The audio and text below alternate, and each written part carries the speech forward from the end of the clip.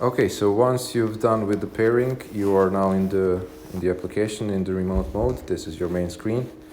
And when you want to connect to the bike and go into the dashboard mode, this is the procedure that you need to do. It's simple, but just to show you. So you tap on the right button in the top right corner, and then you go into the connecting mode. You join the network, and the system is connecting to the bicycle. And you are now connected, and you are in the dashboard mode where you can use the navigation and camera and other features that are specifically aimed at using the application when you are riding a bike. When you want to go back, just tap on the remote again, and you are back in the remote mode. Next to the right button, you have the icon that shows that the connection is active.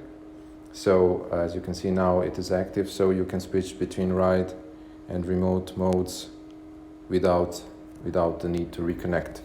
Once you go back and shut down the app, the connection is then broken, disassembled, and when you turn the application back on, you have to reconnect again.